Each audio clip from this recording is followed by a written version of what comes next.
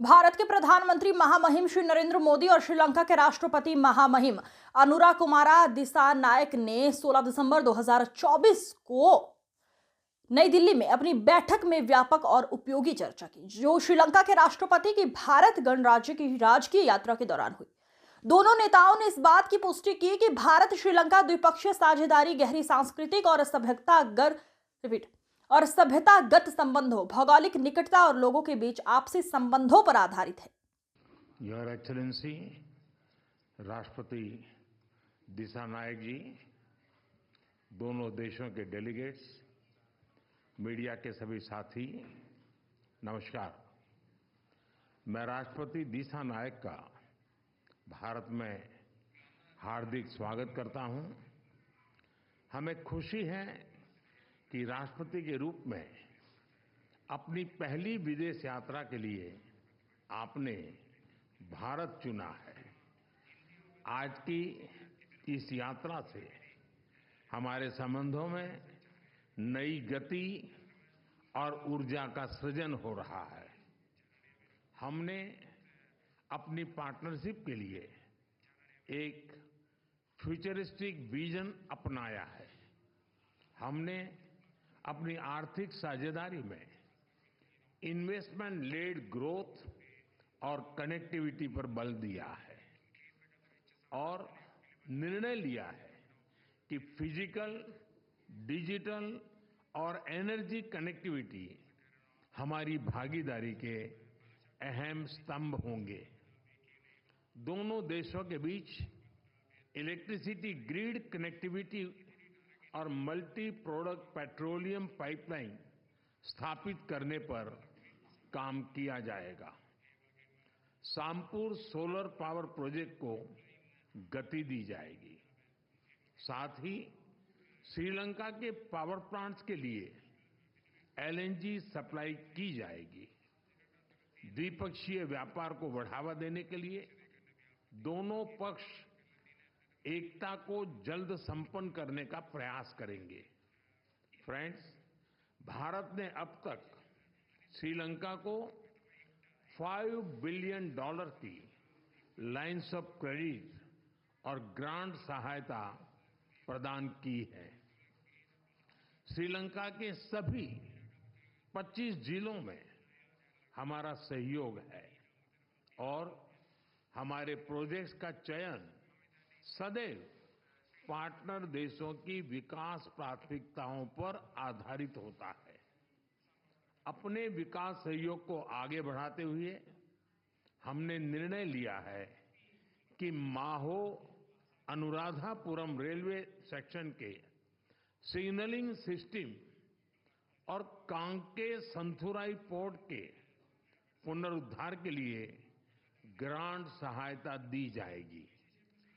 शिक्षा सहयोग के तहत अगले वर्ष से जाफना और पूर्वी प्रांत के विश्वविद्यालयों में 200 छात्रों को मासिक छात्रवृत्ति दी जाएगी। अगले 5 वर्षों में श्रीलंका को 1500 सिविल सर्वेंट्स को भारत में प्रशिक्षण दिया जाएगा। हाउसिंग, रिन्यूएबल एनर्जी और इंफ्रास्ट्रक्चर के साथ साथ श्रीलंका में कृषि, डेयरी और फिशरीज के विकास के लिए भी भारत सहयोग देगा। श्रीलंका में यूनिक डिजिटल आइडेंटिटी, इस प्रोजेक्ट के लिए भी भारत भागीदारी करेगा। फ्रेंड्स, हम दोनों इस बात से पूरी तरह सहमत हैं कि हमारे सुरक्षा हित एक दूसरे से जुड़े हैं। हमने रक्षा सहयोग समझौते को शीघ्र अंतिम रूप देने का निर्णय लिया है। हाइड्रोग्राफी पर भी सहयोग की सहमति बनी है। हम मानते हैं कि कोलंबो सिक्योरिटी कॉन्क्लेव क्षेत्रीय शांति, सुरक्षा और विकास के लिए अहम प्लेटफॉर्म है। इसके अंतर्गत maritime security, counter terrorism, cyber security, तस्करी और ऑर्गेनाइज्ड क्राइम के खिलाफ लड़ाई, humanitarian assistance and disaster relief जैसे विषयों पर सहयोग बढ़ाया जाएगा। फ्रेंड, भारत और श्रीलंका के पीपल टू पीपल संबंध हमारी सभ्यताओं से जुड़े हैं। जब भारत में पाली भाषा को क्लासिकल भाषा का दर्जा दिया गया तो श्रीलंका में भी उसकी खुशी मनाई गई। फेरी सर्विस और चेन्नई जाफना फ्लाइट कनेक्टिविटी से पर्यटन को बढ़ावा मिला है और साथ ही हमारे सांस्कृतिक संबंधों को भी मजबूती मिली है। हमने निर्णय लिया है कि नागपत्तिनम और कंकेसंथुराई फेरी सर्विस की सफल शुरुआत के बाद अब रामेश्वरम और तलाइमनार के बीच फेरी सर्विस शुरू की जाएगी। बौद्ध सर्किट और श्रीलंका के रामायण ट्रेल के माध्यम से पर्यटन की अपार संभावनाओं को साकार करने पर भी काम किया जाएगा। फ्रेंड्स, हमने मछुआरों की आजीविका से जुड़े मुद्दों पर भी चर्चा की। हम सहमत हैं कि हमें इस मामले में एक मानवीय अप्रोच के साथ आगे बढ़ना चाहिए। हमने श्रीलंका में रिकंस्ट्रक्शन और रिकंसिलिएशन पर भी बात की। राष्ट्रपति दिसानायक ने अपने समावेशी दृष्टिकोण के बारे में मुझे बताया।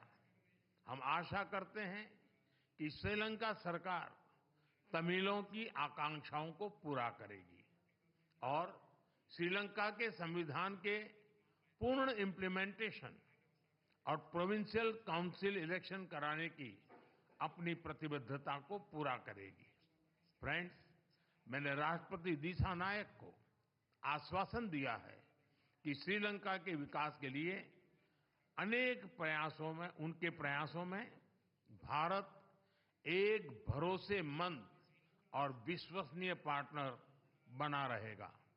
एक बार फिर मैं राष्ट्रपति दिसानायक और उनके प्रतिनिधिमंडल का भारत में स्वागत करता हूं। मैं उनकी बोध गया यात्रा के लिए शुभकामनाएं देता हूं कि यह आध्यात्मिक ऊर्जा और प्रेरणा से भरपूर हो। बहुत बहुत धन्यवाद।